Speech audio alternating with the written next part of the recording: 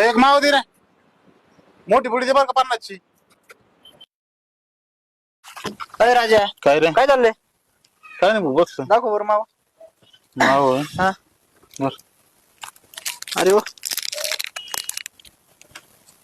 अय काय केलंय काय आलं? सारा तर नाही खाल्ला मग काय होता? थोडाच होता. थोडा काय काय मग थोडाच होता. 50 रुपयाचा मावा होता त्यो.